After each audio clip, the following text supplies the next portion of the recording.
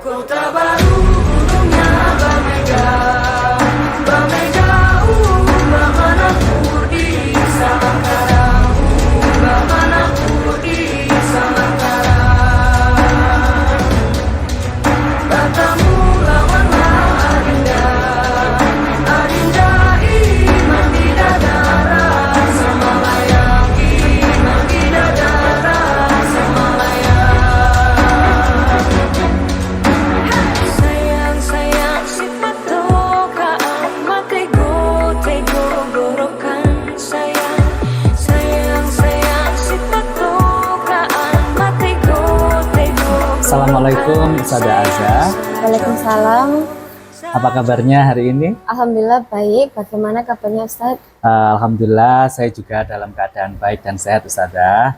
Jadi begini nggih, 3 hari yang lalu kan saya sudah menyampaikan kalau saya akan melakukan supervisi di kelasnya Ustazah Aza saat pembelajaran berlangsung. Nah, nanti dalam tahapan supervisi itu ada 3 tahap. Yang mana yang pertama nanti ada praobservasi, yang kedua ada nanti observasi di pembelajaran di kelas, dan yang ketiga nanti ada pasca observasi. Nah, siang hari ini kita akan melaksanakan praobservasi terlebih dulu ya Ustazah ya, di mana kita berharap bisa sama-sama berdiskusi dan bertukar pikiran terkait kesiapan-kesiapan dari Ustazah Aza dalam melaksanakan supervisi ini. Nah, untuk supervisinya agar bisa berjalan dengan lancar, ya ini ada beberapa hal yang mungkin nanti bisa Ustazah Aza gunakan, bisa nanti untuk meningkatkan dari kemampuan dari akademik, pengetahuan, dan pengalaman Ustazah dalam proses pembelajaran. Untuk membuka percakapan kita ini, ya, kalau boleh saya tahu apa harapan dari Ustazah Aza pada pertemuan siang ini? Baik, sebelumnya terima kasih. Saya bisa bekerja sama, bisa diajak untuk supervisi ini. Harapannya melalui proses supervisi ini saya bisa mengembangkan kompetensi saya dalam proses pembelajaran. Selain itu, saya ingin berdiskusi lebih lanjut tentang bagaimana sih proses pembelajaran yang efektif waktu di kelas. Iya Ustazah, baik. Nah, untuk tujuan kita pada siang hari ini yaitu berdiskusi terkait persiapan Ustazah Aza dalam pelaksanaan supervisi nanti. Kalau boleh saya tahu nih, nanti Ustazah Aza itu akan menyampaikan materi apa? Oke, jadi untuk materinya ini bab panca indera. Tapi yang kita fokuskan itu di 3 panca indera, yaitu indera peraba, kulit, kemudian indera perasa, lidah, sama indera penciuman hidung. Oh gitu ya. Jadi terkait tentang materi panca indera yang terfokus pada materi apa ini, peraba, perasa, dan penciuman. Ini tentulah pasti ada tujuan pembelajarannya nggih Ustazah Aza nggih, yang akan dicapai peserta didik. Kira-kira apa yang menjadi tujuan pembelajaran dari Ustazah Aza tersebut? Baik, untuk tujuan pembelajarannya ini nanti kegiatannya pasti banyak prakteknya, atau namanya kayak eksperimen kecil gitu. Dan dari proses eksperimen itu mereka akan mengetahui bagaimana sih proses panca indera kita dalam menerima rangsangan dari luar, dan bagaimana nanti panca indera itu merespon dan meneruskannya ke otak, itu bagaimana responnya. Apakah misal yang indera peraba, kalau misal ada permukaan kasar, berarti berarti kulit ini bisa merasakan tekanan kasar gitu. Iya, yang seperti itu nggih berarti nggih. Kemudian juga ada pengamatannya juga terkait proses praktikumnya. Iya, berarti selain pengetahuan juga ada proses prakteknya, juga ada pengamatannya, seperti itu ya. Oke, baik, luar biasa sekali Ustazah Aza. Nah, tujuan pembelajarannya ini yang akan dikembangkan itu ada nggak kira-kira? Iya, ada. Untuk tujuan spesifiknya itu yang pertama ini pas sebelum praktek kita kan pasti mempelajari materinya terlebih dahulu, membaca. Nah, literasi ya, literasi ya. Jadi yang ditekankan pertama membaca, yang gunanya untuk mengembangkan kemampuan literasi anak-anak. Setelah itu dari proses membaca itu nanti anak-anak diminta untuk mengimplementasikannya ke dalam proses praktikum atau eksperimen tadi.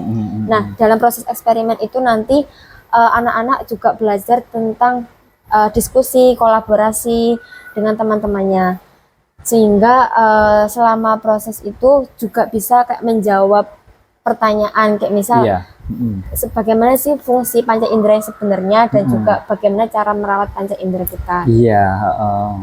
Jadi ada kerjasama ya di antara teman-temannya. Nah, jadi saya simpulkan bahwasanya di area yang dikembangkan yang pertama adalah meningkatkan literasi siswa ya. Yang kedua adalah supaya bisa berkolaborasi dengan teman, antar satu teman dengan teman lainnya. Luar biasa sekali itu Ustazah Aza. Nah, kalau boleh saya tahu, kira-kira apa saja nih yang sudah dipersiapkan untuk supervisi nantinya? Ya, untuk persiapan itu yang pertama ini menyusun RPP. Nah, dalam proses penyusunan RPP yang berdiferensiasi ya, itu juga menyantumkan KSE dan budaya positif yang sudah Ustadz rekomendasikan waktu itu ya. Jadi di RPP-nya ditambahkan itu, kemudian membuat LKPD. Nah, LKPD ini nantinya sebagai bahan latihan anak-anak. Nah, kemudian setelah itu menyiapkan alat peraga tentunya, seperti misal ada PowerPoint, kayak bahan-bahan praktikumnya juga. Nah, kemudian yang terakhir menyiapkan asesmen buat penilaian atau evaluasi dari proses pembelajarannya. Oh, kalau boleh saya tahu RPP-nya, boleh saya lihat ya? Oh iya, ini.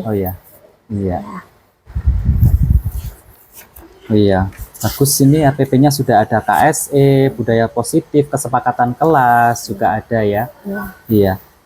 Alhamdulillah ya, sudah bagus untuk RPP-nya, tinggal nanti kita akan mengobservasi saat pembelajaran di kelas. Nah, untuk strateginya ya Ustazah, kira-kira pada RPP tersebut ini menggunakan strategi apa pada pembelajaran itu? Sebelum proses pembelajaran, saya melakukan kayak observasi awal, kayak asesmen awal untuk mengetahui gaya belajar anak-anak ya. Setelah proses asesmen di awal itu, akhirnya saya tahu bahwa anak-anak di kelas saya itu terbagi 3 kelompok gaya belajarnya. Ada auditori, visual, sama kinestetik. Nah, dari 3 kelompok ini saya metodenya berbeda-beda penerapannya dalam pembelajarannya. Misal yang auditori ini, dalam proses pembelajarannya saya memberikan semacam kayak menonton video. Nah, jadi anak-anak bisa mendengarkan penjelasan terkait panca indera dari video tersebut. Nah, kemudian untuk yang visual ini saya memberikan kayak semacam flashcard atau kartu bergambar yang isinya panca indera itu. Nanti dari proses mengamati gambar-gambar tersebut, anak bisa paham, oh bahasanya panca indera itu seperti ini gitu. Kemudian yang untuk kinestetik sendiri ini lebih ditekankan di proses praktikum atau eksperimen tadi. Eksperimennya. Jadi anak-anak bisa mengetahui langsung bagaimana respon panca indera kita ketika ada rangsangan dari luar gitu. Jadinya anak bisa praktek, kerjasama, dan berdiskusi. Jadi semuanya aktif ya Ustazah ya. Nah, karena Ustazah Aza tadi menggunakan pembelajaran berdiferensiasi dengan gaya belajar yang berbeda-beda, itu saya ingin tahu seperti apa ya. Ini sesuatu yang apa ya, yang lumayan butuh tenaga dan pikiran ya. Nah, karena butuh persiapan-persiapan untuk Ustazah Aza itu menyiapkan strategi, alat peraga untuk pembelajaran berdiferensiasi tersebut. Nah, kapan nih kira-kira Ustazah Aza ini bisa melaksanakan proses pembelajaran tersebut? Untuk jadwalnya boleh minggu depan, Kamis minggu depan gitu ya, untuk mungkin supervisinya, melihat secara langsung observasi di kelas. Oke, boleh, enggak apa-apa. Jadi pada hari minggu depan itu hari Kamis ya. Jadi hari Kamis nanti saya akan datang ke kelasnya Ustazah Aza untuk melakukan observasi, untuk memenuhi supervisi. Jadi nanti saya akan melihat kira-kira hal-hal apa saja yang terjadi di dalam kelas. Kemudian setelah itu mungkin Ustazah bisa melakukan kegiatan pembelajaran. Nanti kita akan adakan percakapan kembali setelah Ustazah Aza itu melakukan pembelajaran, yaitu pasca observasi. Nah, sebelum kita akhiri, kira-kira apa yang Ibu dapatkan dari hasil percakapan kita kali ini atau pasca observasi ini, pra observasi ini? Oke, dari hasil diskusi ini, akhirnya saya mendapatkan gambaran mengenai bagaimana proses menyusun rencana pembelajaran, bagaimana menyiapkan media atau perangkat pembelajaran, dan juga teknis saat kita mungkin kayak mengkondisikan di kelas yaitu pembelajaran ya. Nah itu akhirnya bisa menjadi gambaran awal saya untuk meningkatkan nanti kemampuan saya dengan proses pembelajaran. Baik Ustazah, terima kasih ya waktunya dan sudah bersedia untuk berbincang-bincang dengan saya di pra observasi kali ini. Sampai bertemu lagi di kegiatan observasi besok. Assalamualaikum warahmatullahi wabarakatuh. Waalaikumsalam warahmatullahi wabarakatuh. Terima kasih Ustaz. Sama-sama Ustazah Aza. Soleram, soleram.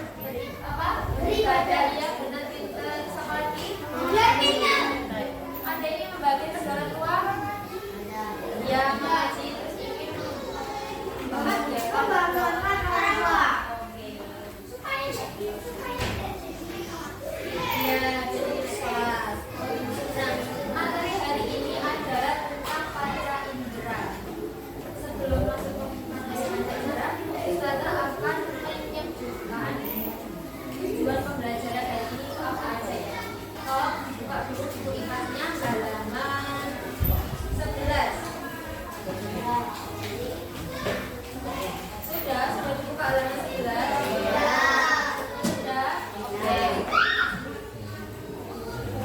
pembelajaran yang pertama itu adalah melalui pengamatan video. Jadi nanti kalian menonton video, siswa mampu mengidentifikasi bentuk serta fungsi panca indera atau bagian tubuh manusia. Itu pertama. Yang kedua, tujuannya adalah melalui pemahaman membaca teks, siswa mampu menjelaskan fungsi bagian tubuh, khususnya panca indera dan bagaimana cara merawatnya. Bisa dipahami? Ya, oke.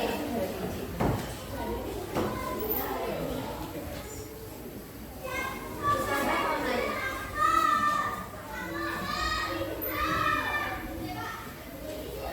Kalian tahu panca indera? Tahu. Ada berapa panca indera? Apa? Pertama, kulit. Terus kedua, lidah. Oke, pintar. Ketiga, telinga. Terus keempat, mata. Terus yang terakhir, hidung. Oke, ada 5 ya. Pertama, mulai dari atas, mata, telinga, hidung, lidah, dan kulit. Oke. Selanjutnya, kita akan menyaksikan video pembelajaran dulu ya. Sebelum masuk ke materi. Lihat semua layarnya. Kelihatan ya.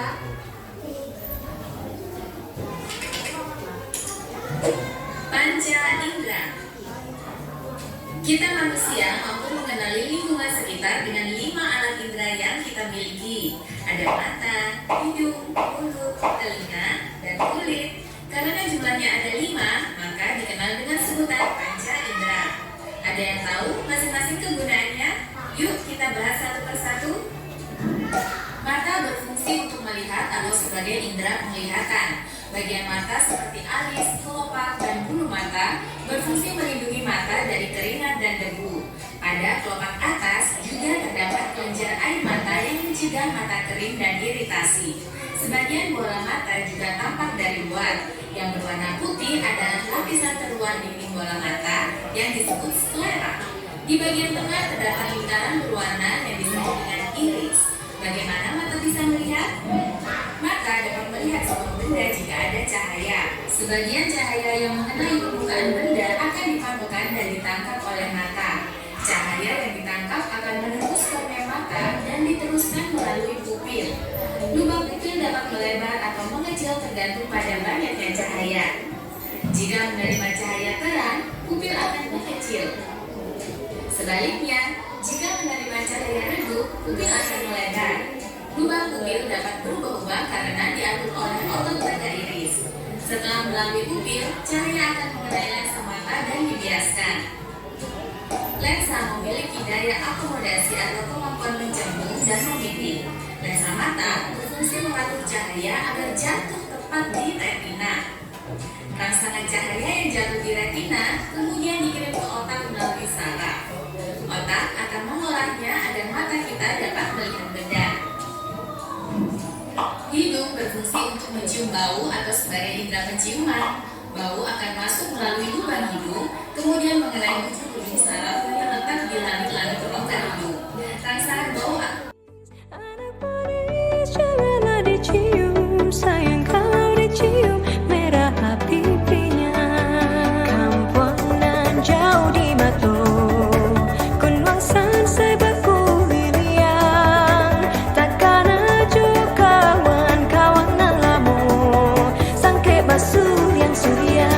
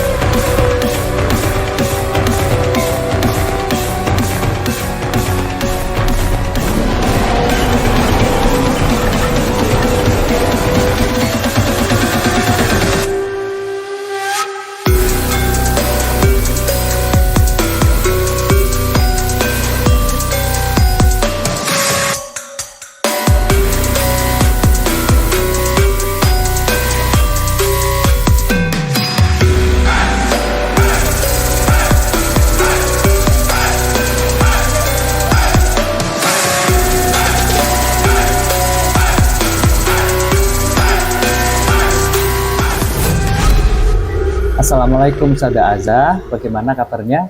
Waalaikumsalam, alhamdulillah baik Ustadz. Gimana kabarnya Ustadz? Baik juga, iya. Nah, kemarin sudah melakukan pembelajaran di kelas ya, dan sudah saya observasi. Nah, dalam percakapan kita kali ini, yaitu pasca observasi ini saya akan memberikan beberapa pertanyaan ya kepada Ustazah Aza terkait jalannya observasi kemarin di kelas ya. Ustazah lakukan tujuannya apa, untuk mengevaluasi sejauh mana proses pembelajarannya, itu yang sudah Ustazah lakukan. Nah, untuk pertanyaan pertama ini ya, kira-kira bagaimana sih ya perasaan saat Ustazah Aza ini saya supervisi di kelas saat pembelajaran berlangsung ini? Oke. Untuk proses pembelajaran di kelas alhamdulillah berjalan lancar. Tapi perasaan saya karena ini pertama kali saya diobservasi atau disupervisi di kelas, jadinya grogi dan sedikit gugup. Iya, gugup ya, meredek ya. Iya, alhamdulillah ya, tapi berjalan dengan baik. Iya. Jadi bisakah diceritakan kembali kira-kira Ustazah area yang dikembangkan di kelas itu, kemudian langkah-langkah dalam pembelajaran apa yang sudah Ustazah lakukan? Oke, untuk area yang saya kembangkan di kelas itu yaitu literasi dan kegiatan kolaborasi atau kerjasama siswa gitu. Dan untuk mencapai tujuan tersebut, pertama langkahnya saya membuat RPP berdiferensiasi, kemudian juga yang terintegrasi dengan KSE, dan juga saya membagi kelas menjadi beberapa kelompok kecil sesuai dengan gaya belajar siswa yang sudah saya peroleh dari proses asesmen awal. Iya, bagus. Iya, jadi area pengembangannya itu kaitannya dengan kegiatan literasi dan kolaborasi siswa ya, seperti yang pernah Ustazah sampaikan pada saat pra-observasi yang seminggu yang lalu. Nah, menurut Ustazah, sejauh mana area pengembangan yang sudah Ustazah sampaikan tadi itu berhasil dilaksanakan sesuai dengan harapan atau tidak kira-kira? Untuk proses secara keseluruhan itu alhamdulillah berjalan dengan lancar, tapi masih sedikit kekurangan dalam proses pelaksanaannya.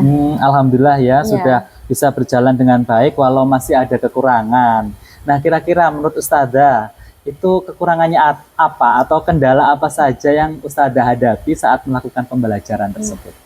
Untuk kekurangannya itu ada dua Ustaz. Yang pertama ini masih ada siswa yang kurang aktif. Kemudian yang kedua itu masalah manajemen waktu di kelas. Jadi akhirnya sedikit molor. Berarti waktu ya, masalah waktu ya, manajemen waktunya. Nah, dengan kendala-kendala tersebut, kira-kira ada nggak solusi dari Ustazah atau menurut Ustazah itu yang bisa untuk menangani masalah tersebut? Ya. Untuk solusinya yang terkait kekurangan yang pertama, yang masalah siswa yang kurang aktif, itu ternyata setelah saya cari tahu, siswa waktu berangkat ke sekolah itu belum sarapan, Ustaz. Belum sarapan. Jadinya semangatnya kurang dan lemas gitu. Karena kelaparan ya.